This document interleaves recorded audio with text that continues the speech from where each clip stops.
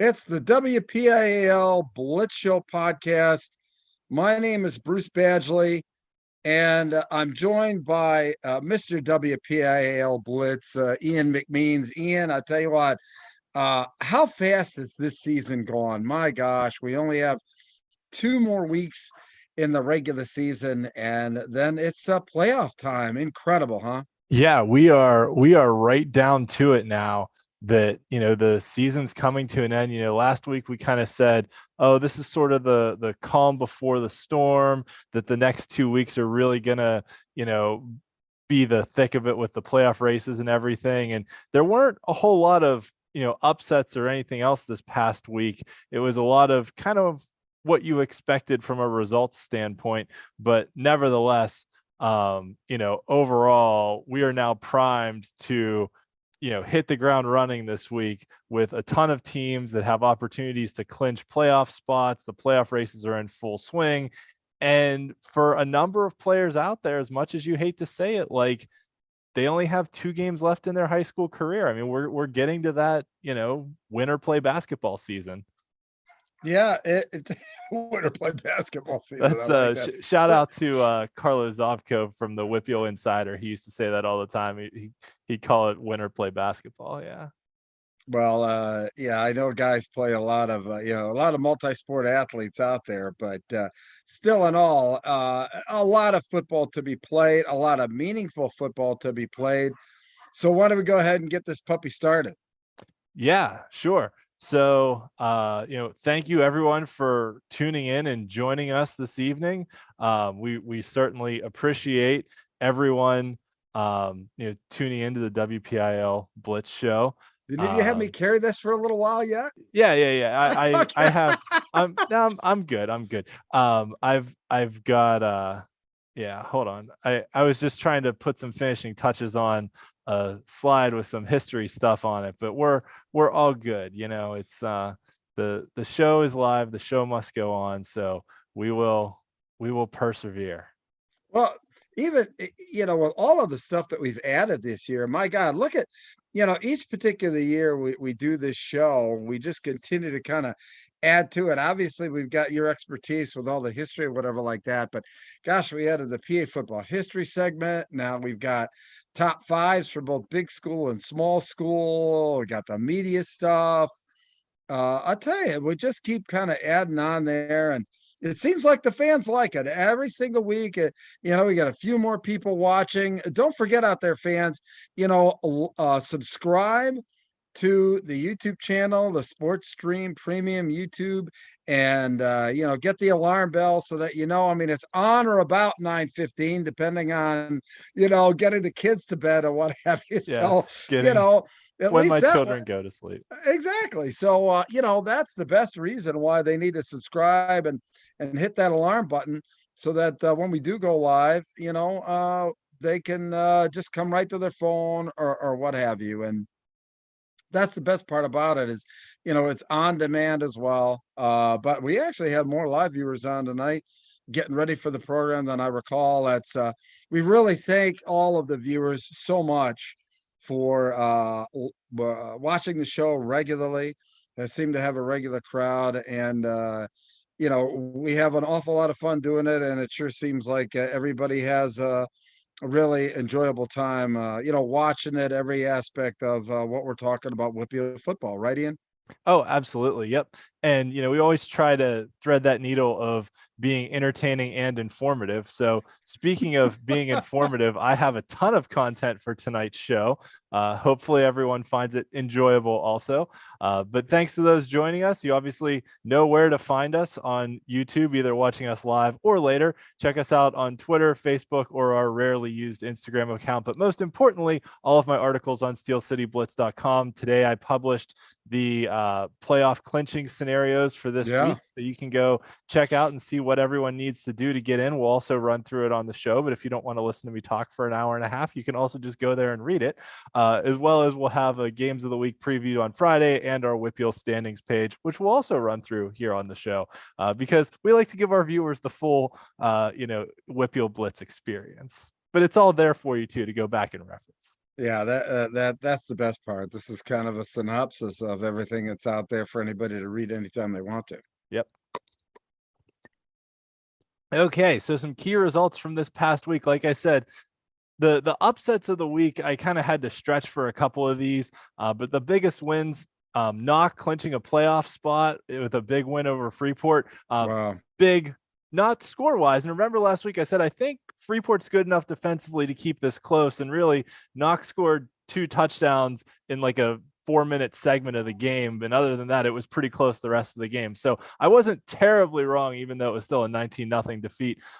Beaver with a win over Seton LaSalle that really puts Seton LaSalle on thin ice for making the playoffs. They're basically going to have to win out and get a lot of help to be able to get in.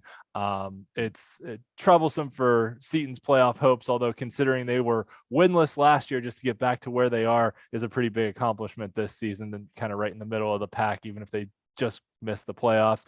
And then Fort Cherry really taking it to Cornell. Cornell was the only team that beat Union so far this year. Union, obviously the defending 1A champion. So Fort Cherry once again staking their claim to potentially be considered for that #1 seed in the 1A playoffs as we get closer to playoff season. Moon and Bethel Park. Moon got up big. Bethel stormed back, and then Moon put it on at the end to get a huge win over Bethel, who had been unbeaten in conference play in 5A. And then on Saturday, we had a thriller in the absolute slop of Riverview Park. It had rained all night. Wow, yeah. And Saturday at noon, after it's been raining all night at a park down by a river, is not a good situation with an all grass field. But Leechburg and Riverview battled it out in the slop, and I'll talk a little more about that game later. But Riverview scored a touchdown with about 30 seconds left, went for 2 in the win and did not get it. And Leechburg came out on top and secured a playoff spot in the process as well. So Leechburg, congratulations on getting into the playoffs again. Once again, very good accomplishment for them, who you'll probably recall just a few years ago, they snapped a 30+ year playoff drought. So really good to see the Blue Devils in the playoffs once again. The upsets of the week, I mean, McKeesport and Gateway were both like really good teams. I mean, yeah, Gateway right. was on a hot streak. And that just came down to Gateway could not stop McKeesport's running game. And few can. I mean, McKeesport runs that triple option, and they're difficult to stop as it is, and Gateway just couldn't do it. And, you know, McKeesport with the triple option that they run, almost like why I'm missing, right? From out your way, that they just don't make mistakes. They don't turn the ball over. Correct. They don't make a lot of mistakes. So, you know, if you fumble or throw an interception, your offense is going to be off the field for 6 or 7 minutes, and you basically either have to, you know, stop them on downs or get them to punt to try and get the ball back, or else they're just going to grind it all the way down the field, and running the ball is going to run the clock too. So it's McKeesport's a tough team to play against all the time. They play tough, hard-nosed defense too. And that's an old rivalry game too from back in the Quad A days. So McKeesport coming out on top of Gateway. I wouldn't really call it an upset because it was kind of a coin flip game, but when a 4A team beats a 5A team, even if they're both really good championship contender level team, it's an upset. Yeah. And then Brentwood, who had been at the bottom of the conference a couple years ago, upending Stowe Rocks, who was the defending conference champions. Granted, Stowe Rocks basically lost their whole team to graduation. When you're a 2A size school and graduate 15 players, that's going to be pretty much all your starters. So Stowe Rocks having a little bit of a hard time, you know, with a younger roster this year, but still a very good win for Brentwood as they're clawing their way back into relevancy after a few down years. Some other noteworthy results: Trinity, whose head coach we interviewed last week, got a big win over Laurel Highlands to clinch a playoff spot for the Hillers for just the second time in the last decade. Mars with a very solid and convincing win over Armstrong. Kiski beating Highlands, which was somewhat of a surprise. Highlands has had some injuries this year. They lost their quarterback and star running back, but supposedly they're on their way back to being healthy. They may have played a few snaps in this game, but with this loss to Kiski, Highlands really behind the 8 ball for their playoff chances as well. Steel Valley thoroughly dominating Burrell. That game was actually for the leading spot in the conference. Those were the top 2 teams in the conference according to the standings. Steel Valley just took it to them. We'll also hear more about that game in a bit. Spoiler alert. And then Beaver Falls topping Elwood City, and Greensburg Central Catholic with a comeback victory over Jeanette as well. So all around some good games. They weren't really like, there wasn't any standout. I mean, it just didn't seem like that. And the WPIAL aside, there were a couple of games like that across the state, but not those like, well, I guess there were a couple of say what games, I mean, across the state, but I'll get into that with my take notice game this week. So yeah. Was it this week or last week that Mount Carmel beat Southern Columbia? This week. That was this week. Okay. And that was in consecutive years, Mount Carmel now has beaten Southern Columbia. So what do they say about once is something, two's something else, and three's whatever. Both of them have been in the regular season though. We'll see what happens because they'll probably be together in the playoffs. So we'll tease that to take notice game. So okay, yeah. See, I pay attention to the statewide I know, stuff that's absolutely. Too. We both do.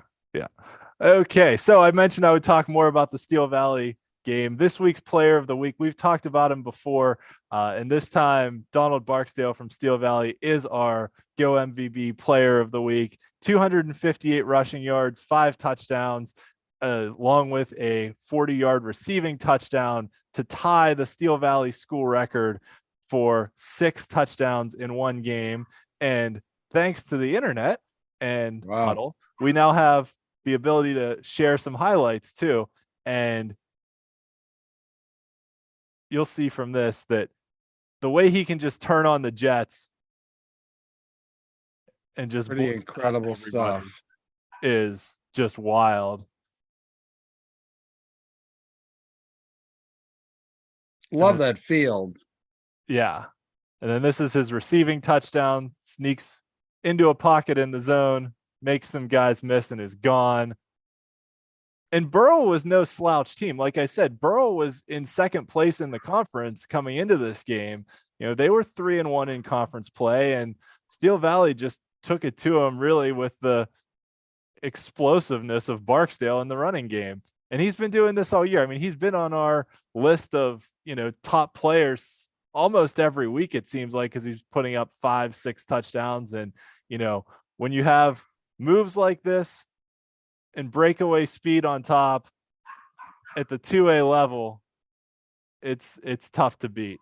So congratulations to Donald Barksdale from Steel Valley, who was our WPIAL Blitz Go MVB player of the week. Looks like Steel Valley needs somebody who actually broadcasts games to actually stream their games there. That AI stuff, I get it, but man, I don't get it. That just doesn't do well sometimes in highlighting these athletes. We're gonna have to do like maybe like an award for like going and you and I like streaming a game, like do a drawing and like have you and I go and like stream a game out there sometime. That would be fun. That would be fun. It would be a lot of fun.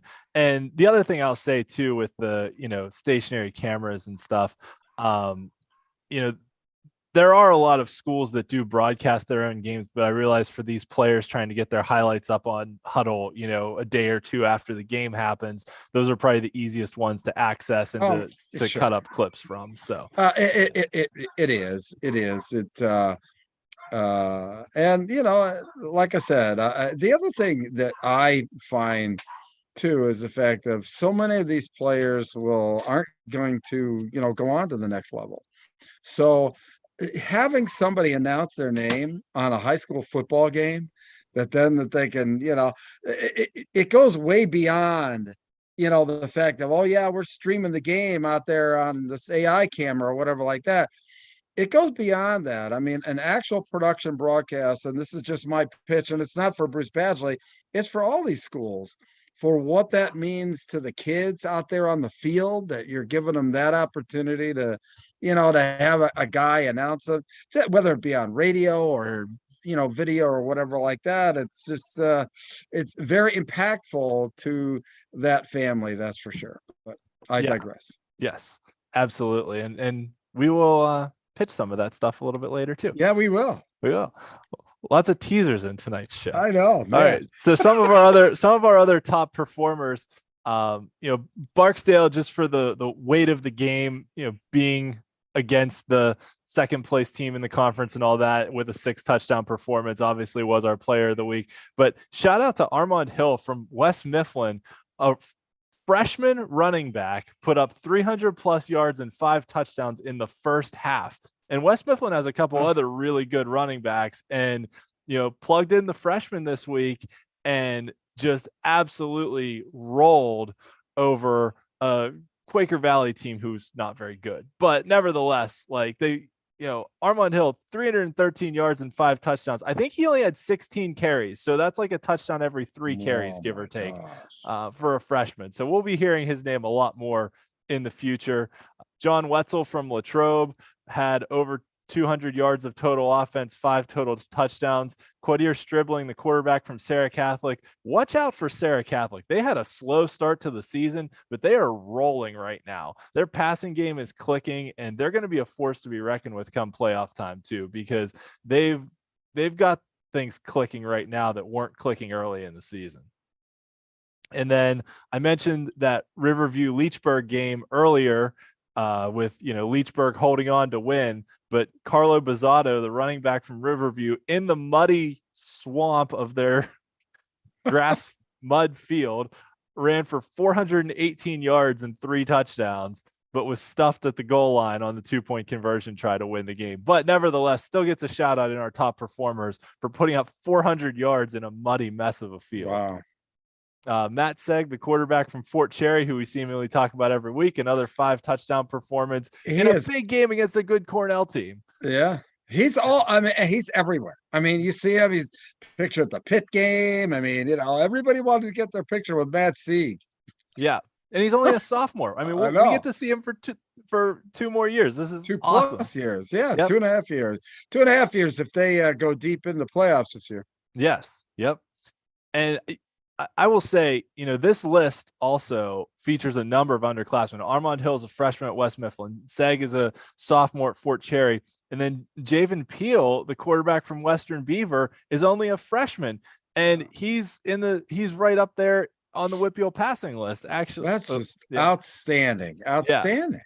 Freshman from Western Beaver, is one of the top passers in the WPIAL. So a lot of young talent in the WPIAL. Actually, and maybe it's just that we have a lot more coaches nowadays that'll play young players, that it used to be, back in the day, only seniors would play or juniors if they were like really good.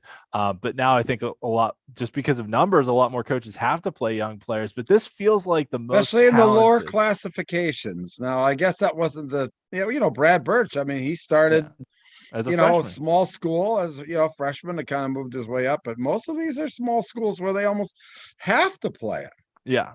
But my broader point was going to be, I think this is the most talented freshman class I've ever seen, like coming out and playing varsity football in the way they're able to perform at this level. Like and maybe some of it too is just the amount of, training and stuff that's available to kids nowadays, that, middle schoolers are able to go out and get high level coaching to have them kind of hit the ground running when they get to high school. But this freshman class this year is just incredibly talented. Yeah, a lot of good young players in the WPIAL.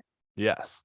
All right. So our streak watch, nothing real exciting happened. All the winners won, all the losers lost. That's the streaks kept rolling along. There are 7 undefeated teams, 9 remaining winless teams. The only real note is that Fraser got their first win of the season. They beat Springdale, who has also not been very good the last couple years. And Fraser had 2 players run for 100 yards in that game, which was the first time the Commodores had 2 100-yard rushers in a game in over a decade. So that was a cool little note. All right. I mentioned Javen Peel leading the WPIAL in passing right now. So I thought with, 2 weeks left in the season, it would be a good time to take a look at, who is in the running for the statistical titles right now. So we've got Peel at Western Beaver leading the WPIAL in passing after that 400-yard performance. Excuse me. Tristan Tavares at Norwin in second, Peyton Wayner at Central Catholic in third. Jay Rona at Mohawk in 4th, and Quiddier Stribling at Sarah Catholic in 5th. We've talked about all those players this year. A lot of them have shown up multiple times on our, players of the week list. So a lot of big performances this year too. And, one of the interesting things to me, I think, is just how much the WPIAL has shifted from being so run oriented to being so pass oriented over the last decade or so, that, you look at these top passers, and the number 5 passer in the WPIAL right now has more yards than the leading rusher in the WPIAL. We've got 1,600 plus yards for Stribling, and Bizzato from Riverview, after that 400-yard performance, is only at 1,500 yards rushing, which is still, 1,500 yards in 8 games is pretty darn good. But I just think that, we're seeing this shift that over the last few years too, you see a lot more players break 1,000, 1,500 yards in passing than you do in rushing anymore. That's an interesting trend in the WPIAL. I don't know. There was a while across the state where everybody thought that you just had to spread it out and throw it around the yard. But you look at some of these teams that have been successful. The McKeesports of the world, the Cocalicos of the world, the Wyomissings of the world, that staunch running game that just never gets old. It's very interesting, the trend out west there. It's a little surprising, but it's very entertaining. It is.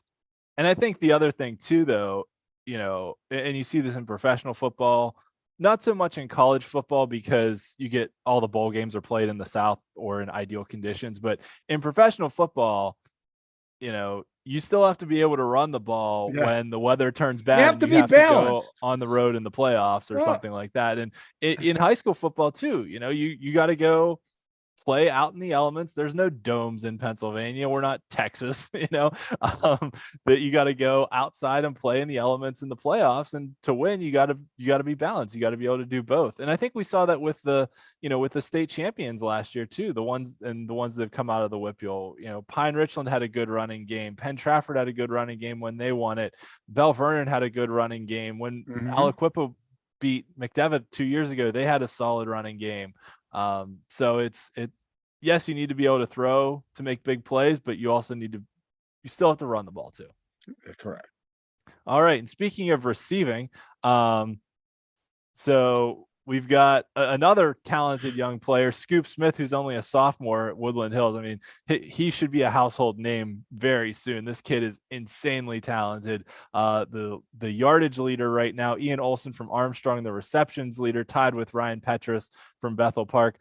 Gabe Hine from Mars did not play, or he only played 1 drive this week. So that's why he did not record any stats.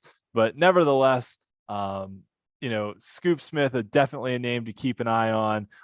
Gabe Hine, I think, is only a sophomore as well at Mars. Wow. So a lot of good, talented young receivers as well in the WPIAL. And we've talked a lot over the years about the 1,000 club, which is 1,000 passing yards and 1,000 rushing yards in the same regular season. No one's hit that quite yet this year. Matt Seg last year from Fort Cherry was the first freshman to ever join the club. It's only been done 15 times in WPIAL history. The first time was in 2013. Matt Seg from Fort Cherry and Cody Rubrecht from Greensburg-Salem were the 2 new entrants into the club last year. And so I thought it would be good with 2 weeks left to kind of look at who the top couple contenders were. I think as long as he doesn't get injured, Matt Seg gets there pretty easily. He's, less than 100 yards away in both passing and rushing right now. Braylon Thomas from Union, who was our WPIAL 1A player of the year last year, is about 125 rushing yards away from it. So he'll have a good shot at it. And the rest of these guys, they're already past it in passing yards. It's a question about if they get there in rushing yards. Logan Kushner from North Allegheny, Jonah Williamson from Trinity, who's only a sophomore, and then Jake Wolf from Montour. So I think Matt Seg definitely gets there. I think Braylon Thomas probably gets there. The other ones, they need like a outstanding rushing performance to have a shot. But I think we definitely get 1, maybe 2 more entrants into the club this year. Good stuff. All right. So we did kind of tease this a little bit earlier about, getting your highlights out there and having your stuff ready to go. So I will turn it over to Bruce now to talk about what Go MVB can do for you. Well, and what Go MVB, the biggest thing that Go MVB can do for you is give you the type of social media presence that you can compete with anybody out there. 90%, over 90% of college coaches are using social media to do their recruiting.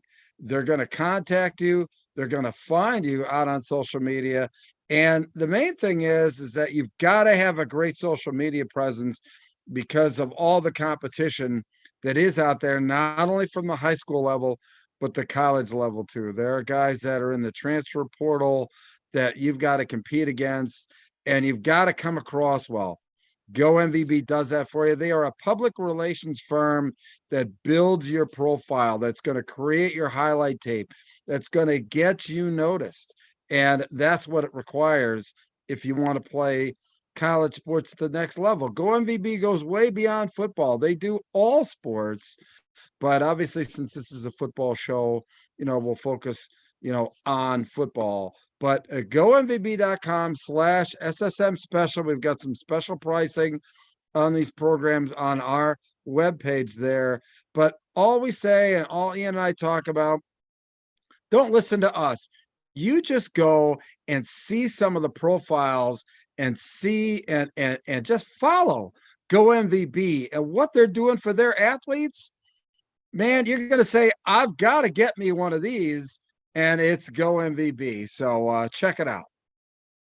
Yeah. And for a lot of, like we've talked about before, for a lot of players, where Go MVB is going to separate you is for players who are looking at the, Division II, Division III type schools, that's where having that social media really pop, because those are the coaches that get out there on social media. I mean, I've had coaches tag me in tweets, be like, I want to watch offensive line film this morning, send me stuff. And, so, and those are the guys that get out there and search Twitter high and low. And that's where a player can just take his Go MVB link, because they create a web page just for you. And in one link, you can send that off to a college coach. He's going to see everything you got, your highlight film, pictures, your SAT scores. Remember, I mean, so many of these schools, the academic standards are going to be very high. So if you've got that on there, I know Go MVB is really big about accentuating the positives when it comes to academics. And so many times that gets you noticed too. So it's not all in the highlight tape, even though it's a large part of it. Yes. All right. So 2 weeks left in the season. Playoff races are heating up. We've had clinchings across the board, but we still have playoff spots available in every conference, in every classification. So there's a lot on the line here. So just a reminder of how the playoff spots across the WPIAL get distributed. We've got, 4 teams making it in 6A, only 8 teams in 5A make it, 13 in 4A, 12 in 3A, 14 in 2A, and 16 teams making it in 1A. So we will run through everything. If you have questions about any team, any conference, hit us up in the chat, because we'd love to answer make sure that you have questions plenty of food and water, because this might take a little bit. So all right. So this past week, to run down the clinchings, Central Catholic and North Allegheny have clinched in 6A. Gateway had clinched last week.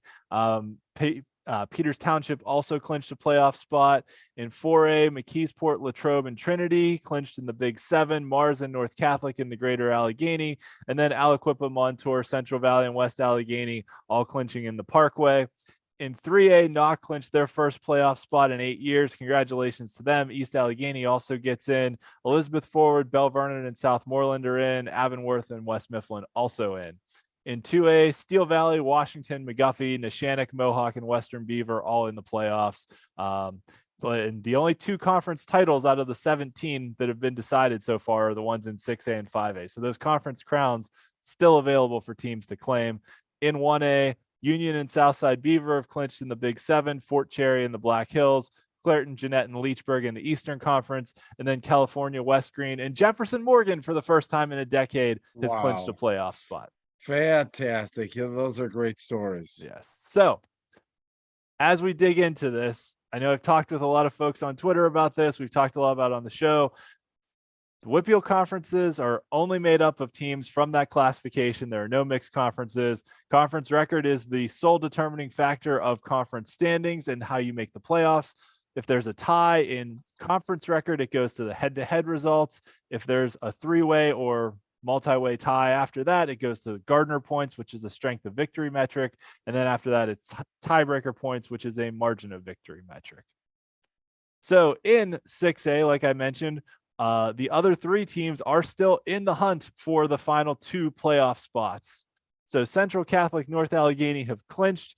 Cannon Mac and Mount Lebanon sitting there at 1 and 2 in conference play. Those two will play next week, but they both have wins over Seneca Valley, which means if Seneca Valley loses to Central Catholic this week, Cannon Mac and Mount Lebanon are both in.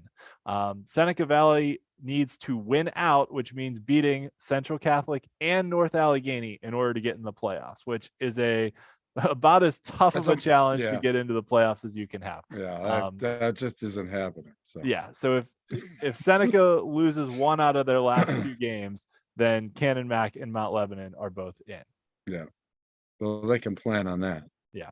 In 5A, the two spots that have been clinched are Gateway in the Big East and Peters Township in the Allegheny 6. Lots of teams still in the hunt for those last couple playoff spots. So remember in 5A that the top two from each conference are guaranteed a spot.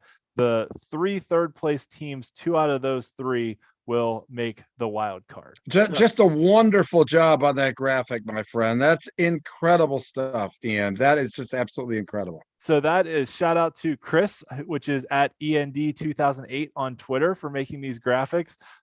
He actually messaged me this afternoon and was like, what do you think of these? And I was like, these are incredible. I'm going to use them in the show tonight. So Chris, wow. Thank you. And 2008, man. I mean, that's fantastic.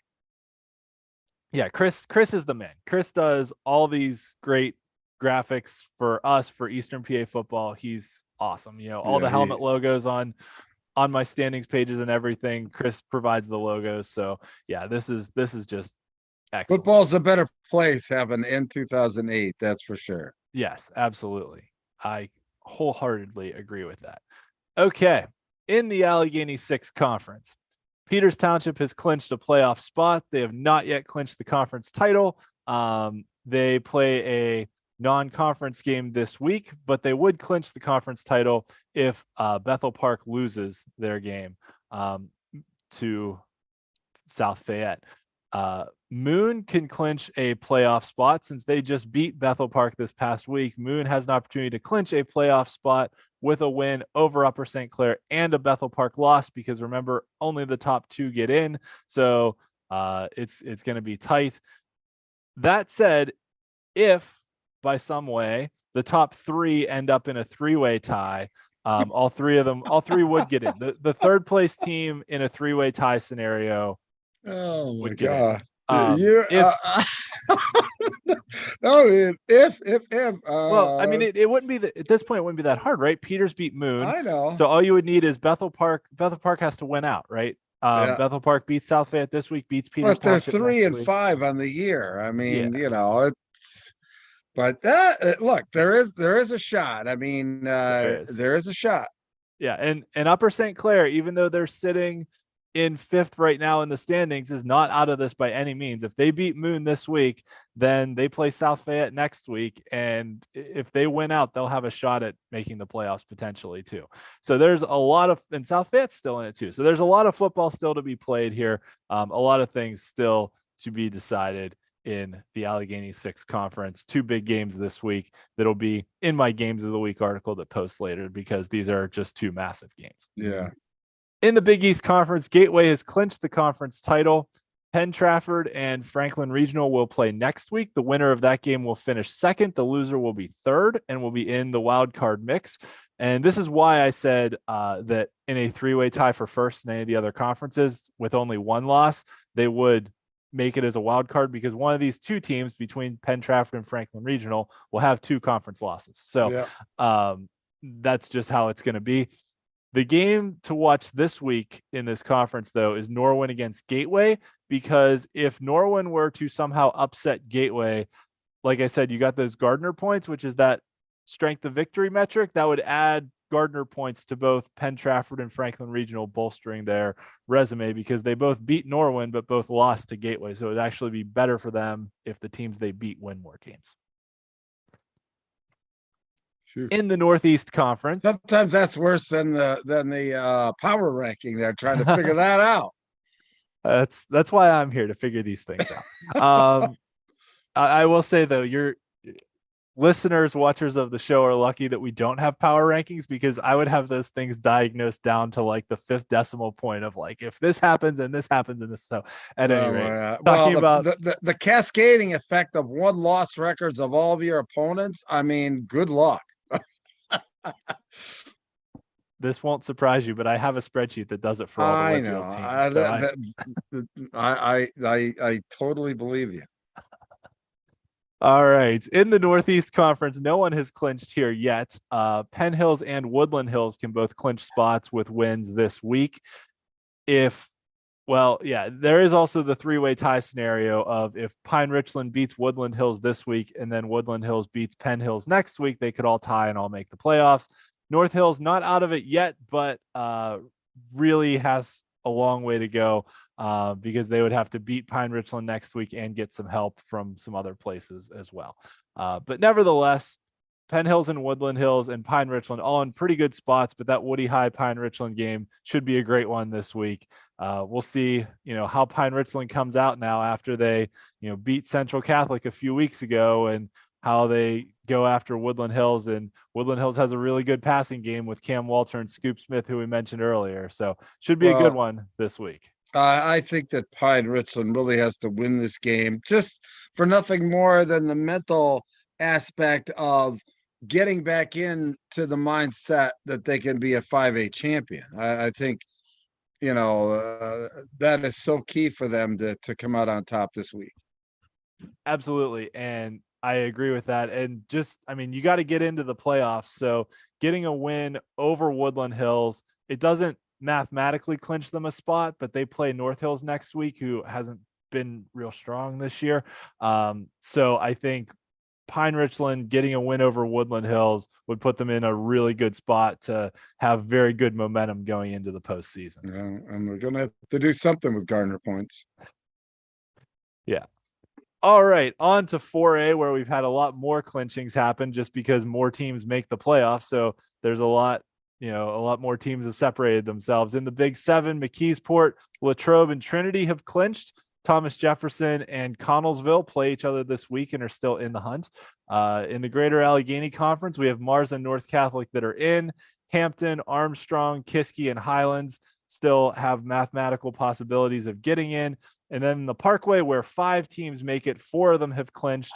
And that one will most likely come down to a Chartiers Valley versus Ambridge game next week that I'll talk about momentarily. So in the Big 7, even though Thomas Jefferson appears ahead of Trinity in the standings here, this is, they're 3-1, Trinity's 3-2. So TJ has the slight edge in winning percentage, even though they lost the head-to-head game to Trinity.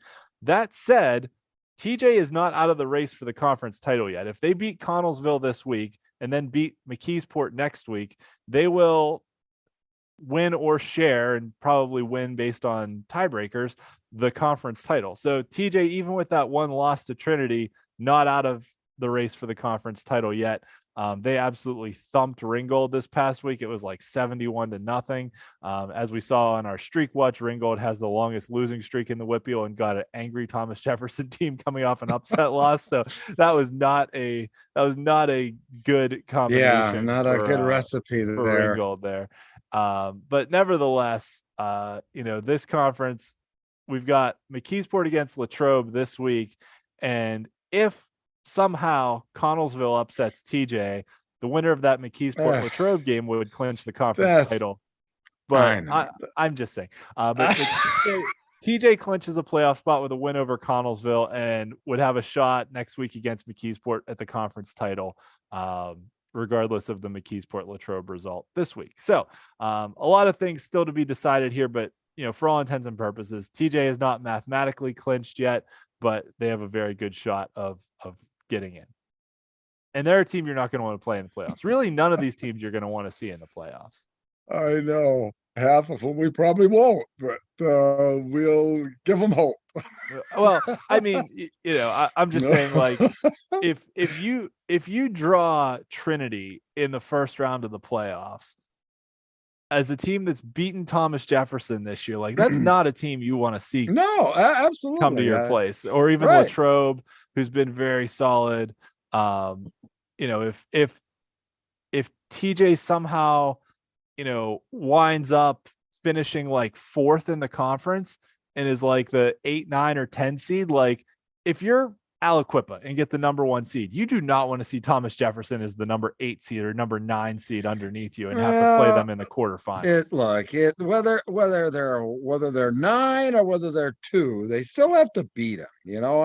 And whether you play them first or whether you play them last, it doesn't matter. I mean, I get what you're saying. I mean, I understand that, but ultimately you still have to, beat them, and it just makes it, quite honestly, probably that much easier if they play them earlier rather than later, because they'll be fresher. So I mean, it really is, you playing these teams in this kind of short tournament with such high intensity really could take a toll on teams, and especially the team like Aliquippa, who really, I mean, they're good, but they don't have the numbers.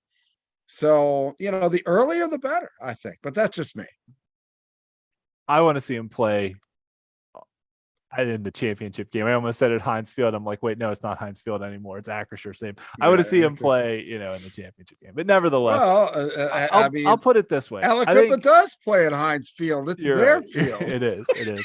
All right. I'll put it this way. I think the top 4 teams here are all quarterfinal capable, but they're all capable of getting into the second round of the playoffs. I would not be surprised if, the quarterfinals had 3 or 4 teams from the Big 7, 3 or 4 teams from the Parkway, and maybe 1 team from, I think Mars, is the only team from the Greater Allegheny Conference that looks capable of advancing in the playoffs to me. Speaking of the Greater Allegheny Conference, yeah. Mars has been rolling through conference play. They look really good. They've got that passing attack in the Eric Kasparovich offense. So they've clinched a playoff spot. North Catholic has clinched a playoff spot, but North has struggled on defense at times this year. And it pains me to say this as a North Catholic alumni, but they have struggled on defense at times this year. They've eked out a couple close wins. They had a 1-point loss to Armstrong. They're in the playoffs, but they're just not as good as some of these other teams right now. And that's fine.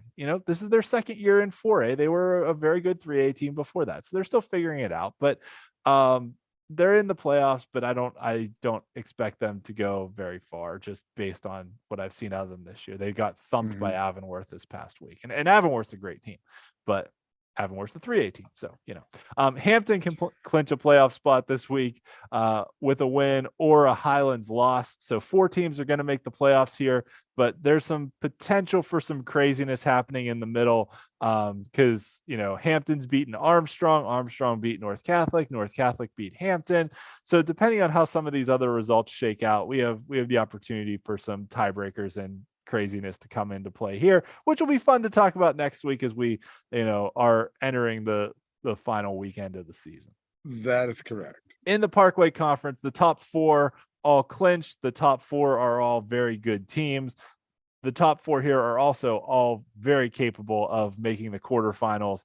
Aliquippa, Montour, Central Valley, West Allegheny. And there's some big games coming down the pike here. So West Allegheny plays Central Valley this week, and then Central Valley has to play Aliquippa next week. And then next week, West Allegheny has to play Montour. So we're going to get, 3 games over the next 2 weeks between these top 4 in the conference, which are really going to kind of separate some of them out or make it an even messier picture. But that'll also kind of help figure out the pecking order for the playoffs and seeding and brackets and all that. 5 teams do get into the playoffs here, which means that if Chartiers Valley were to somehow upset Aliquippa this week and Ambridge lost to Newcastle, who is winless, then then Chartiers Valley would clinch a playoff spot. But the infinitely more likely scenario is that Chartiers Valley loses to Aliquippa, Ambridge beats Newcastle, and then next week Chartiers Valley and Ambridge will play a head-to-head game for the last spot in the playoffs, which is the most likely scenario. You have to enlighten me. Are there any buys in this 4A classification in the WPIAL tournament? There are 3.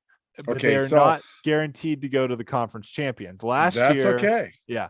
Last year, the 3 buys went to Aliquippa, Thomas Jefferson, and Central Valley, who was the second place team out of the Parkway. So, and there was some consternation about that last year that Armstrong, the Greater Allegheny champ, didn't get a buy. But nevertheless, there are 3 buys to be had.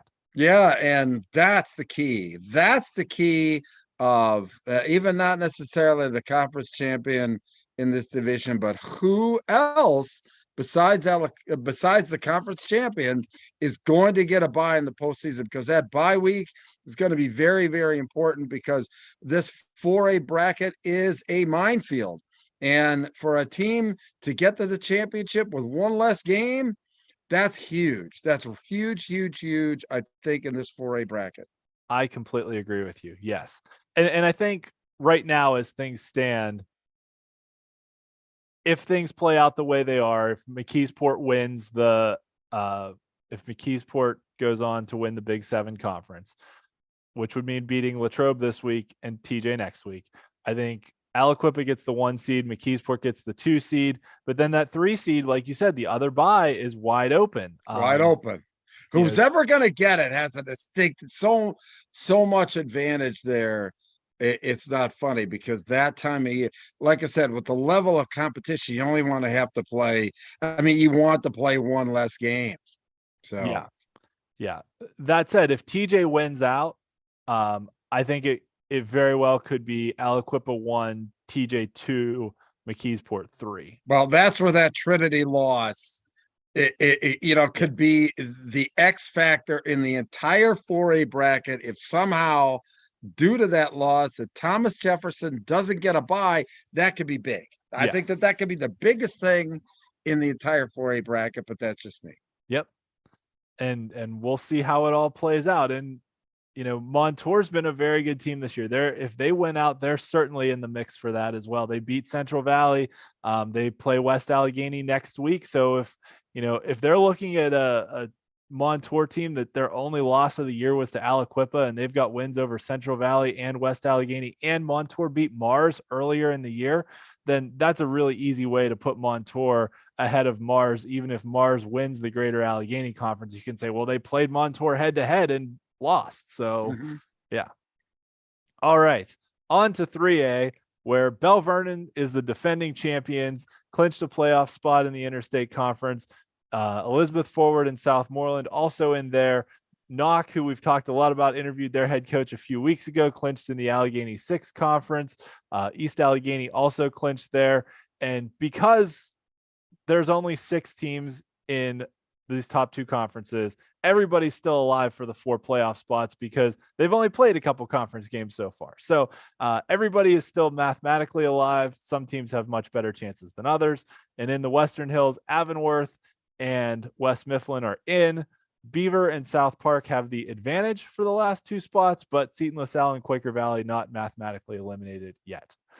So in the Allegheny 6 conference, Knock in first place, or tied for first place right now with East Allegheny. They play this week with conference title implications on the line. Knock would win the conference title if they beat East Allegheny. East Allegheny needs to beat Knock and then have Shadyside Academy lose to Deer Lakes in order to clinch the conference title, but both are still in the playoffs. Shadyside can clinch a playoff spot with a win over Deer Lakes or a Freeport loss, and Deer Lakes would need to beat Shadyside and have Freeport lose to Valley in order to get in. Freeport and Valley still mathematically alive, but have a hard road to go. Freeport does play Deer Lakes next week, so that game could be one to decide a playoff spot if Deer Lakes loses and Freeport wins this week. In the Interstate Conference, we are on a 2 trains, 1 track collision course with Elizabeth Forward and Bell Vernon. They will meet next week in the season finale with the conference title on the line. Bell Vernon plays Southmoreland this week in their precursor game to that. Southmoreland has clinched a playoff spot, so congratulations to them. If you go back to our season preview show, Southmoreland was my bold prediction of the year that they would win their first playoff game in school history. So we'll see. They got into the playoffs. They might get at least. I mean, you got to take it one step at a time, get in to begin with, right? Yep. Oh, and remember too, when we started the show, Southmoreland had a 40-year playoff drought. They didn't make the postseason from 1979 till 2019. And now this is going to be their fourth playoff appearance in 5 years. So, I mean, just making it is an accomplishment for them. But now I feel like they're primed to kind of take that next step now. Well, I mean, and I'm sure it's all because, you've been pumping them up on the WPIAL Blitz show. I mean, obviously that is the key to their success, right? I think it all started that 2019 year. I took my family there on my tour of the WPIAL, and yeah. So, but no, good for them. Good for them. I Absolutely. mean, there's been a couple teams like that we've kind of ridden the wave behind their wake or whatever the heck that is. So yeah. And Southmoreland's a great story too, that, they had a tragedy around the team. The guy who got appointed as their head coach passed away before he could even coach a game for them. And then, the guy who was supposed to be his assistant stepped into the head coaching role and has done really well. But the team has just persevered and flourished through all that. So congratulations to the Scotties too, getting into the playoffs once again.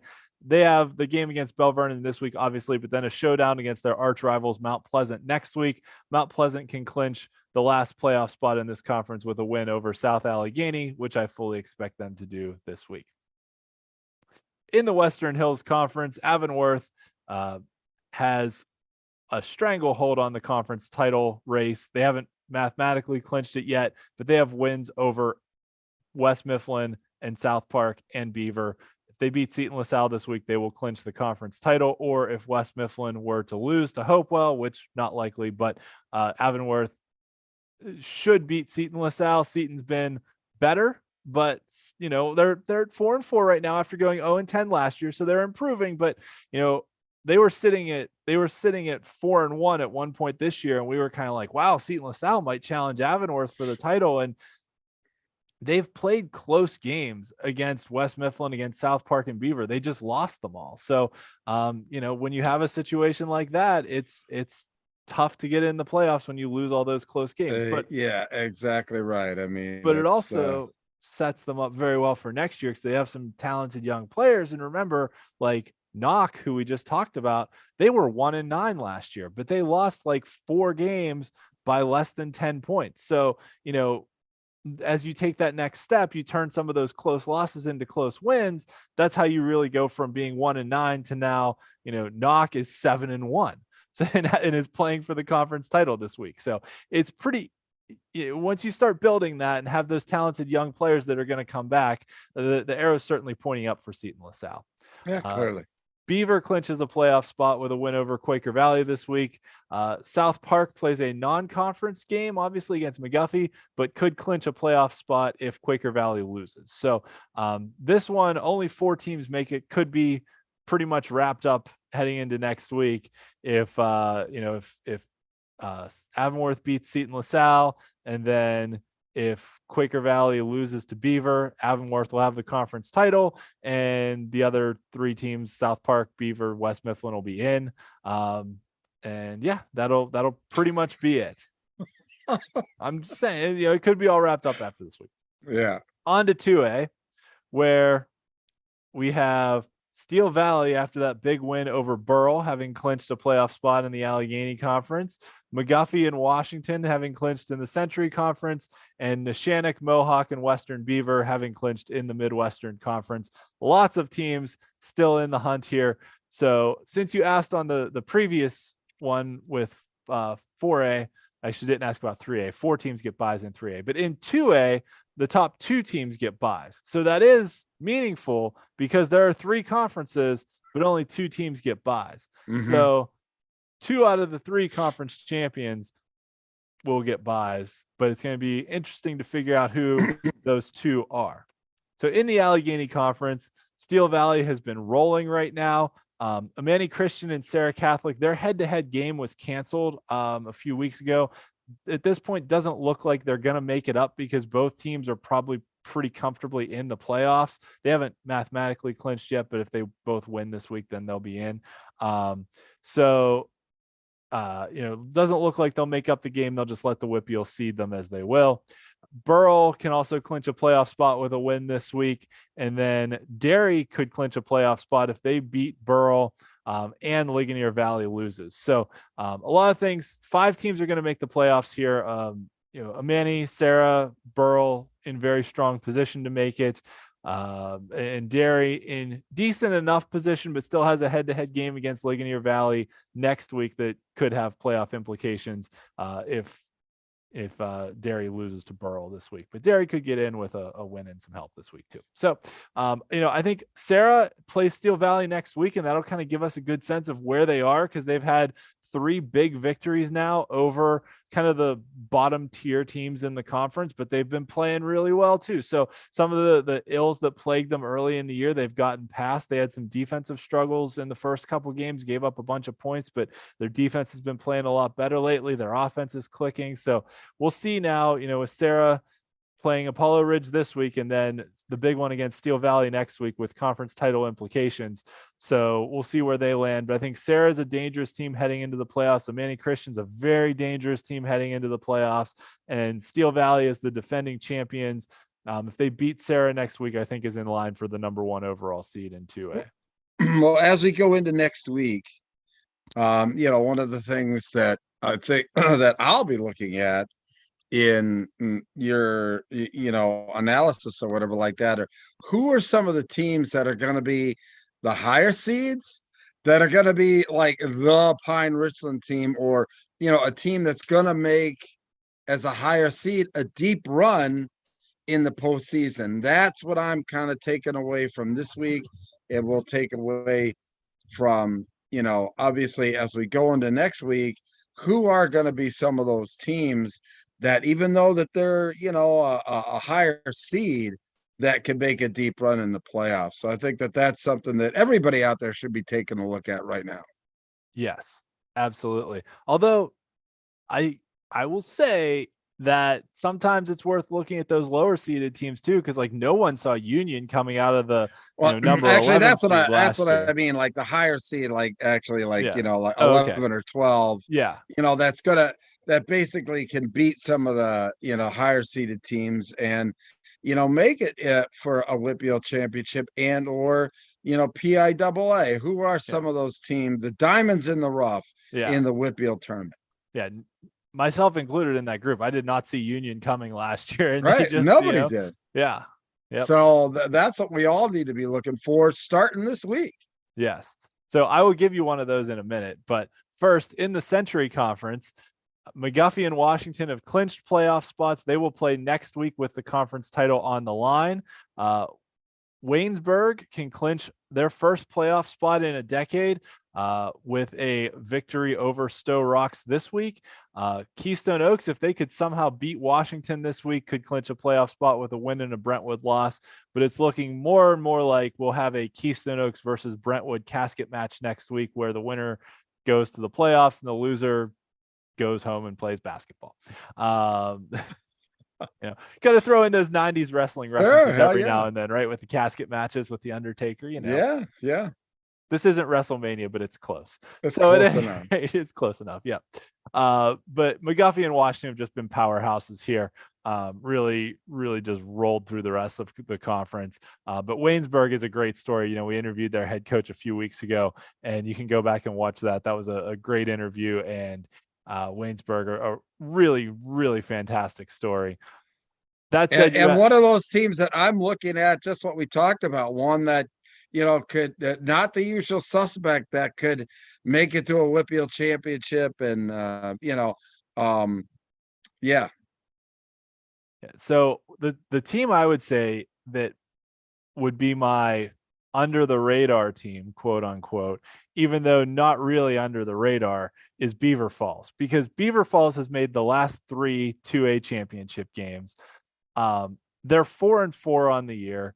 but all 4 of their losses have been in close games. They don't have a loss by double digits this year. They've got 4 losses by 10 or by 9 or fewer points. So, when you look at teams that lose close games, like those are the ones that you're like, if they can just turn they're those not getting results blown around, out or right? anything like that. They're competitive. Yeah, they're competitive. So I would say Beaver Falls would be my low seeded team that could potentially, or high seeded, however you want to put it, double digit seed that could make a run just because of their tradition and history and because they've been competitive in all their games.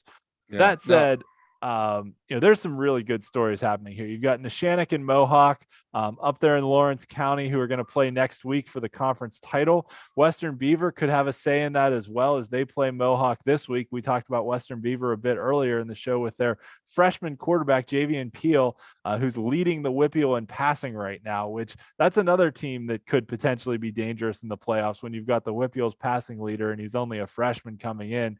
Because it's one of those situations where they don't know not to be scared, right? They're like, I'm just going to go out here and ball because why not? And they've been really showing out all year, and Western Beavers looked increasingly good as the season has gone on, and they've kind of gotten used to Peel being the quarterback and all that. So they're a team that I've definitely got my eye on as well.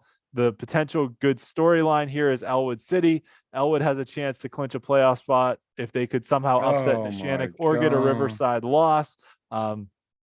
However, Elwood City is arch rivals with Riverside, and they will play each other next week in the Rivell game. So it would be kind of, it would be kind of sweet to have Elwood City, beat their arch rivals Riverside to get into the playoffs as well. It would be. Yeah. So that is another scenario in play there. And yeah, we've got a lot on the table. Beaver Falls clinched the playoff spot with a win over Freedom this week, which I think is pretty likely. So 5 teams are going to make the playoffs, but Elwood City potentially making it. I think Elwood City has the second longest playoff drought in the WPIAL this entering this season. So would be really cool to see them get in. There are no buys in the 1A, right? I mean, it's a full 16-team tournament, right? That is correct. Yes. So in 1A, there are 4 conferences. The top 4 get in. There are no buys. They're seeded 1 through 16. The only guarantee is that the conference champions all get a home playoff game, which means the conference champions all get seeded. The 4 conference champions will get seeded somewhere in the top 8, but that doesn't, second place teams are not guaranteed a home playoff game. So that potentially, could mix some things up where, you get 3 teams from one conference, having home playoff games and only 1 team from another one. Interesting. Yes. Yeah. And that's actually a change. So in the past, they changed that a couple years ago. In the past, it was the top 2 in each conference were guaranteed a home playoff game. So they were guaranteed to be in the top 8 seeds. But then you had conferences that had teams that weren't as good finishing in second place. And the WPIAL did some creative seedings a few times where, they seeded a pretty bad team like 4th or 5th, and then a really good team like 13th or 12th or 13th to match them up in the first round game. It was essentially like an inverted seeding that they were like, in a true bracket, this team would have been the number 5 seed. So we're going to put them in the 5-12 game to have them in the same slot. They don't need to do that anymore because now the only binding rule is that the conference champions get a home playoff game. So only 4 teams are guaranteed a home playoff game.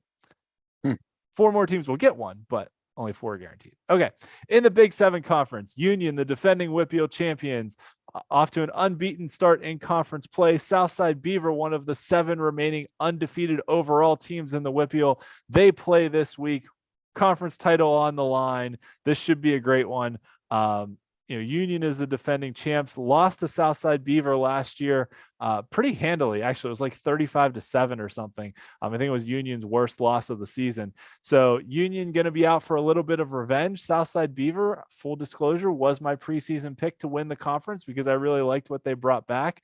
A lot of other people are starting to hop on the Southside Beaver bandwagon now, and I just like to remind people that I was on them from the beginning. Well, you were driving that wagon. I was driving that wagon. They've got a slew of really good players. Brody Almashi, Ryan Navarra, AC Corfield. Southside Beaver's been really good. This is going to be a great game this weekend, Union. I mean, these are two good teams. This might be the best game this weekend, the WPIAL, Wow. Union against Southside Beaver, just because of not only the conference title, but the quality that both of these teams bring to the table, how good they've been offensively, how good they've been defensively. I mean, both of them have scored over 300 points in 8 games this year. It matters little. Yeah. Quite honestly, it matters little other than in bragging rights for the conference championship, because they're both making the postseason. They're both, it's a 16-team tournament. There's no bye. So it's just who they're going to play.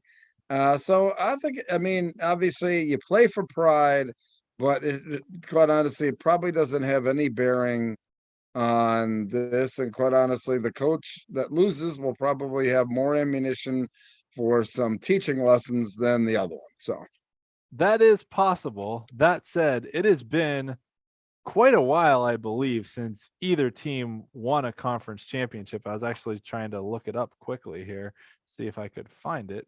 That I think it's been some time since either one won a conference title, actually. So that's hard to believe.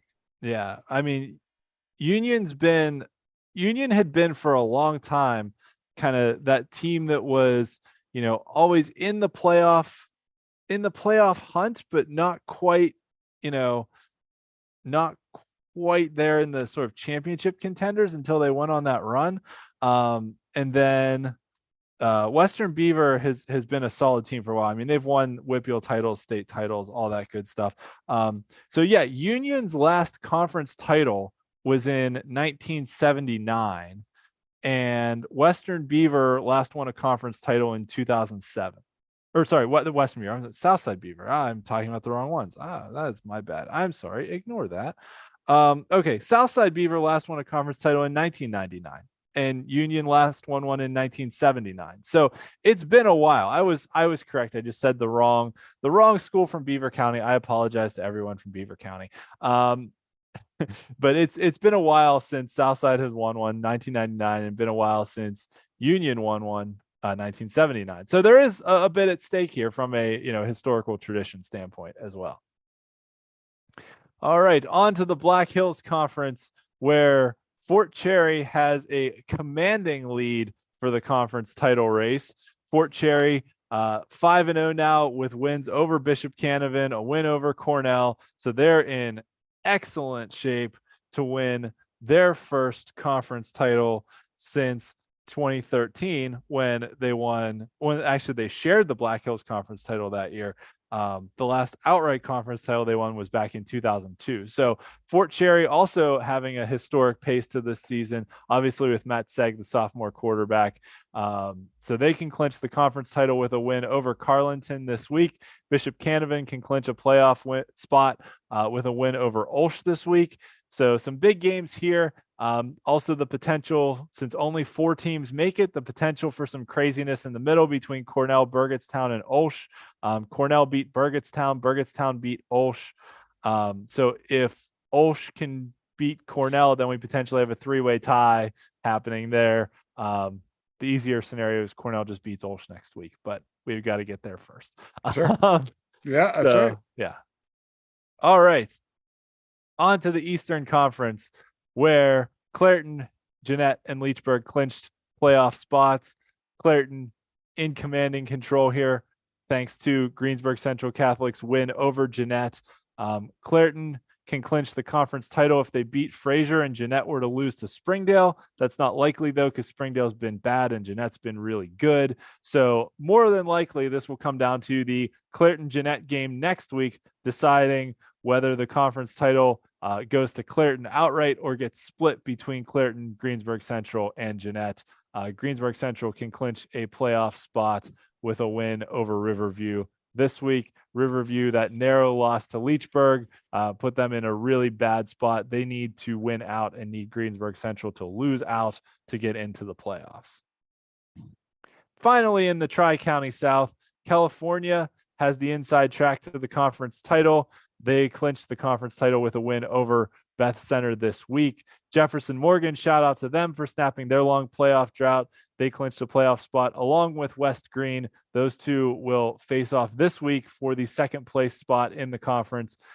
Whether or not that comes with a home playoff game will be up to the WPIAL steering committee when they make the brackets. But nevertheless, California can clinch the title. The other two are in the fourth place spot.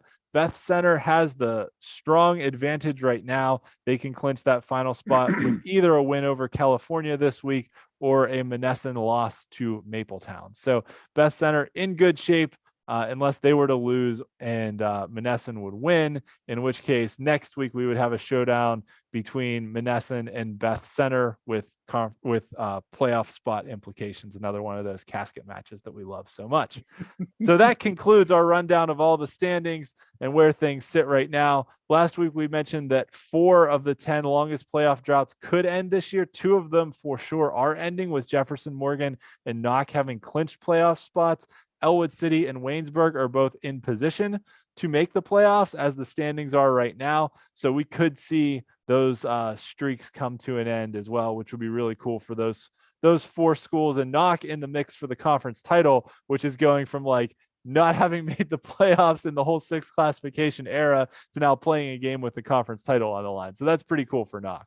Yeah, it is. And, the one thing that I've always seen here with these teams that have had long playoff droughts, or have that bullseye, not necessarily on a conference championship. Usually, unfortunately, the emotional tank, it just gets empty when they get to the postseason, because emotionally they've achieved their goal by just making it to the playoffs. So I wouldn't expect either one of those teams, if they did make it, to go very far. Yeah, and it all depends on matchups, but you never know. It's cool just to see them get there. You hate to see teams go through those long slumps of not having made the playoffs in such a long time, and just being able to have a little bit of success makes for a great story. So Yeah, we're really happy for all these schools that are either in the playoffs already or have a shot to make it in the coming weeks. Just like the Hillers. Yes. Yep. All right, so our games of the week for this week: Seneca Valley taking on Central Catholic in the only conference game in 6A. If Seneca Valley loses that one, that secures playoff spots for Mount Lebanon and Canon McMillan. We talked about those big games in 5A, all with playoff implications: Moon against Upper St. Clair, South Fayette against Bethel Park, and Pine Richland against Woodland Hills. In 4A, that Latrobe McKeesport game is for the top spot in the conference. And then that showdown between Central Valley and West Allegheny. They've met a few times in WPIAL championship games, so there's some history between those two schools as well. In 3A, East Allegheny taking on Knock in a game with conference title implications. Same with the 2A game, Western Beaver taking on Mohawk in a game that also has conference title implications because Neshannock is still in the mix as well. So if Western Beaver were to beat Mohawk, that Neshannock-Mohawk game next week could either send the conference into a 3-way tie or could give Neshannock the outright title potentially. And then the Southside Beaver Union game, just for how good those teams have been, and that one will decide the conference title definitively, is an excellent game and probably the game of the week this week. And then the non-conference game between North Allegheny and Penn Trafford, 2 premier schools that have won WPIAL titles in the last few years facing off in non-conference play, should be a good one as well. Will be a good one. All right, our friends of the show, the KDK Radio folks, are doing the Pine Richland Woodland Hills game this week, so that should be a good one. Our friends at WMBSI Uniontown doing Laurel Highlands against Ringgold. Laurel Highlands struggling this season, winless in conference play so far, just 1 win overall on the season. Ringgold has the longest overall losing streak and longest conference losing streak. So, something's got to come to an end there. And then, somebody in a game out by Greensburg. All right. Yeah. All right. So our power rankings, last week we debuted the small school top 5, and this week we are pretty well in agreement here with the teams we have in our top 5 rankings. The only real change was that I took Gateway out and put McKeesport in after McKeesport beat Gateway head to head. So now Bruce and I have pretty much the same top 5 teams, just in slightly different orders in both the big schools and the small schools. Yeah, what a difference a week makes. I mean, especially the small school. We were so far off between each other last week. It wasn't funny. At least you put Washington in there this week. Right? I mean, that was a change for you, right? You didn't have Washington in there last week, did you? They were in last week. Oh, okay. Yeah, the big difference last week was I had Bell Vernon at 1 and you had them at 5. 5, yeah. And I said, even though they lost that one game to Thomas Jefferson, I still thought they were the best 3A team, and I thought the 3A teams were better. The top 3A teams were better than the 2A and 1A teams below them. But I mean, Steel Valley was right on the cusp, Southside Beaver, Union right on the cusp. So, picking those 4th and 5th spots were difficult because there's Manny Christian's a very good team too. Yeah. I mean, we easily could have made this a top 10 because but that's why you got to make decisions, right? That's why we do a top 5, because it's fun. We get to talk about it. Well, and I'll be honest with you, the small school top 5s really, even though they're the same schools, I think that they're completely different. Your number 1 team's my number 4. And obviously Washington 3 versus 5. The deck is pretty well shuffled differently for either one of us there, but still all 5 of those teams, or all 10 teams that we're looking at here, are clearly all in contention for WPIAL championships. So, I guess that's the overriding thing, is forget the order, just look at who they are, and those are the teams to follow. Yeah. These are without a doubt the premier championship contenders right now. All right, so our look back in football history, thanks to our friends at PA Football History. In the 1980s, actually in 1980, the state moved from 3 classifications to 4.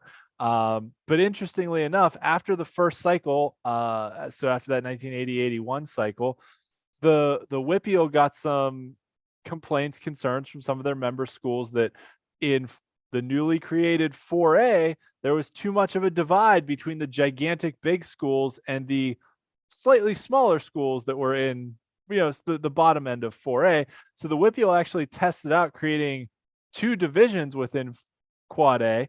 So essentially the WPIAL had 5 classifications for 2 years. In 1982 and 1983, they had Quad A Division 1, which was the gigantic schools, and then Quad A Division 2, which was the smaller Quad A schools.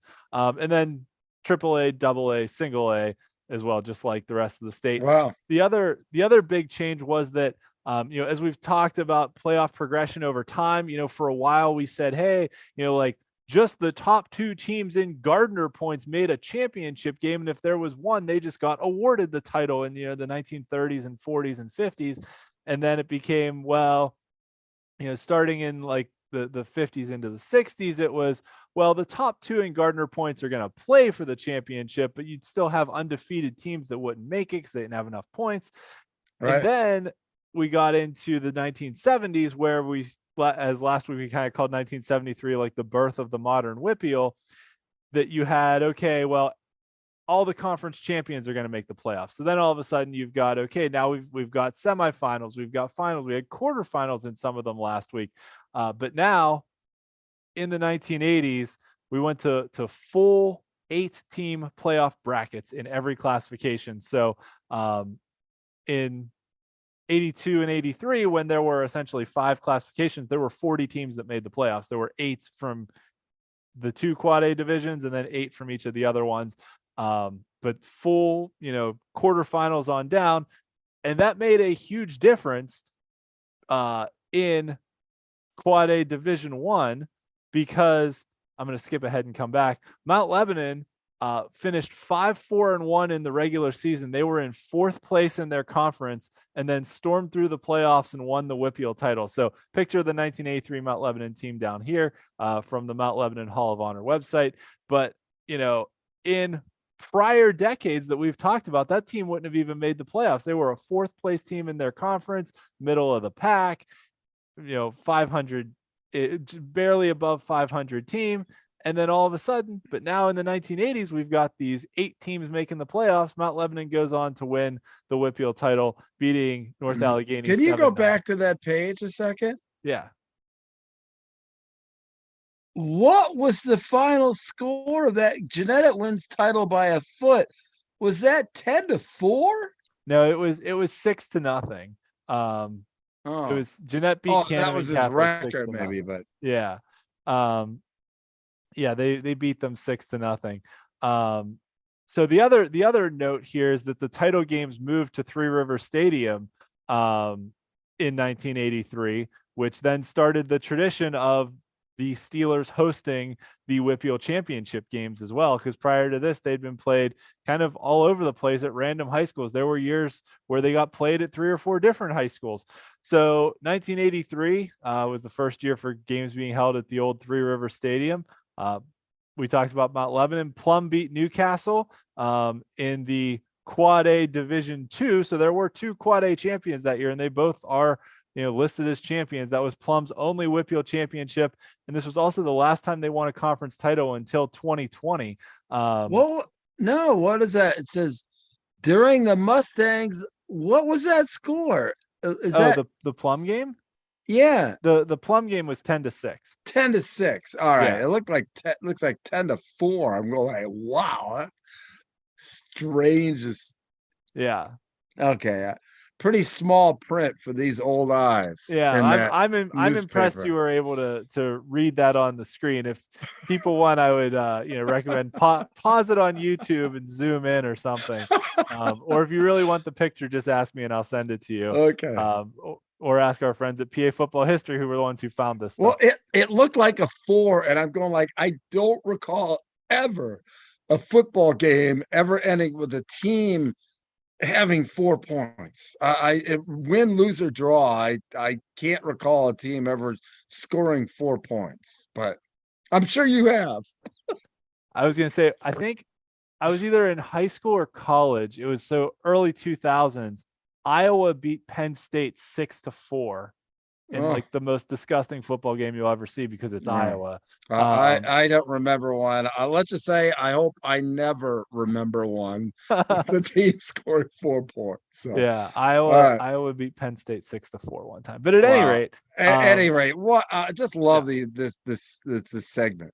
Yeah. So also big wins for 2 Westmoreland County schools, Mount Pleasant beating Aliquippa and Jeanette beating Canevin Catholic to win WPIAL titles for them.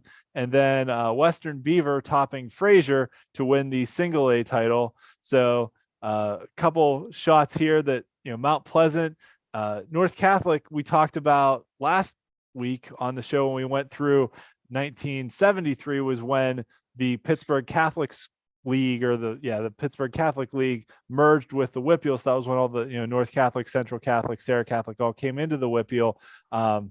North Catholic had a lot of close calls in playoff semifinals and things like that. Didn't make it to a WPIAL championship game until 2013. Spoiler alert for a few weeks from now when we talk about that one. And then this one was noteworthy too, because the Brian Davis show, Brian Davis from Washington, largely thought of as one of the greatest players ever to come out of the WPIAL, had some injuries that set him back in college and never really, achieved his full athletic potential, but, a WPIAL Hall of Famer and just an all around fantastic athlete, always listed as one of the best athletes to ever come out of the WPIAL. So this was one of his younger years though. I think he graduated from Wash High in 85. Wow. So I think he was only a sophomore, but it's still making tremendous headlines already as Jeanette beat them en route to winning the 1983 WPIAL title. Incredible. Yes. So we've talked for about an hour and a half here tonight. But if you want to hear us talk more, you can check out our other shows that we're on. I'm on a Steelers-based podcast, the Steel City Blitz Show, which you can check out. We record Thursday nights live on YouTube, or check it out later on any podcasting platform. So follow the Steel City Blitz channel or search for the SCB Steelers podcast. Hey, fresh set of downs. We actually moved to Monday night here because nobody was going to be available on Tuesday this week. So myself and Bob Long, we're talking about all Eastern football. We actually had Mike Gross on from Lancaster newspapers. And Mike and I and Bob actually previewed the Ohio State Penn State game. That's really the big game there. I'll actually be out at the Horseshoe this Saturday with live reports. Nice. And looking forward to that. But first set of downs, we go through. There are some pretty intriguing games in the Eastern game. Just in a recap of the take notice game, the fresh set of downs take notice game of last week. Harrisburg beat State College 21-0, gang. So there's your, connect the dots for 6A in the West. This week's take notice game is Southern Columbia, who lost to Mount Carmel last week, that you were keeping an eye on there, Ian. They're actually at Wyoming area, who is undefeated. And so the reason it's the take notice game is let's see if Southern Columbia bounces back.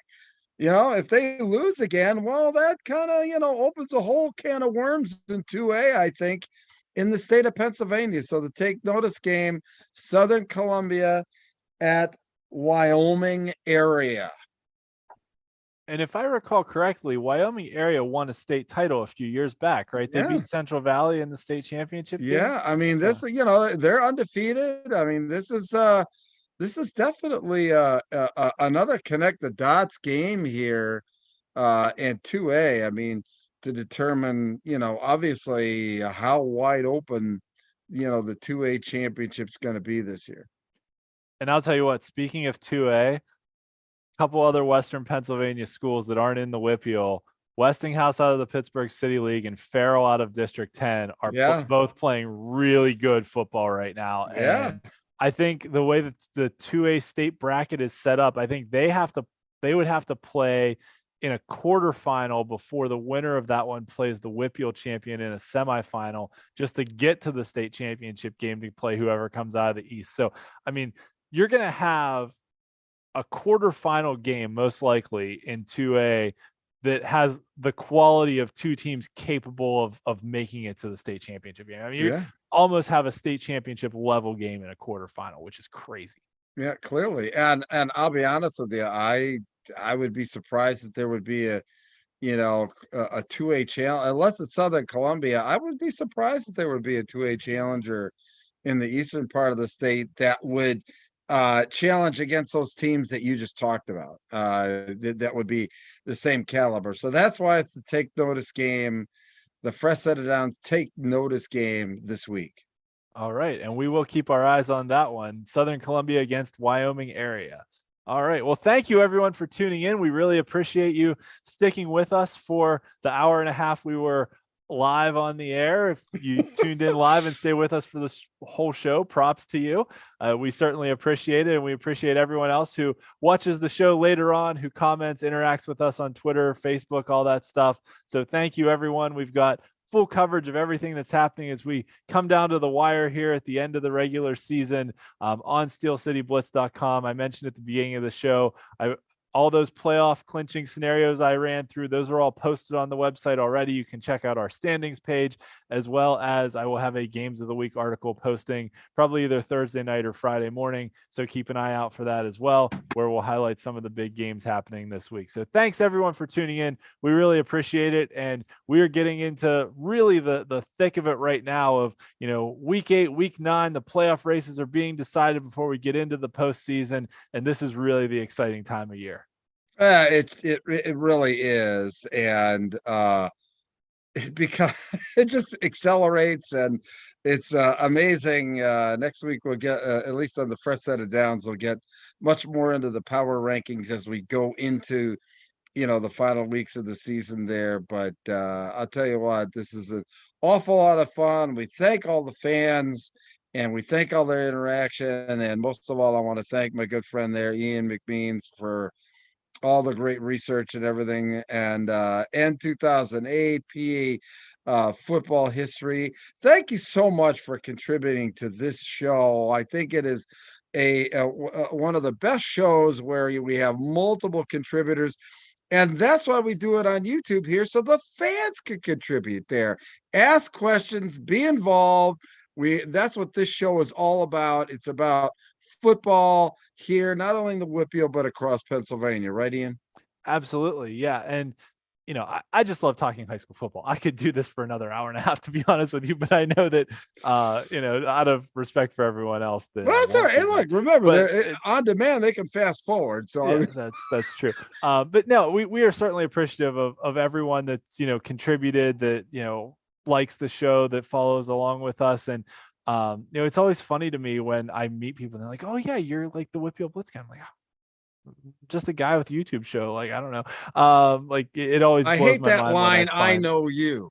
yeah, I'm always shocked that, people follow, like, I'm just surprised that we've grown the audience that we have. I'm certainly appreciative of it, but we just started it because we like talking football, and it was a way to tell good stories and talk about what was happening during COVID, and it's taken off, and we really appreciate everyone who helps out, who watches the show and all that. And I just love this stuff. So this It's is you know what I wanted to do on this show and why we started is to learn much more about the WPIAL. And for me, as a broadcaster here in the state of Pennsylvania who does championship games, it gives me great perspective.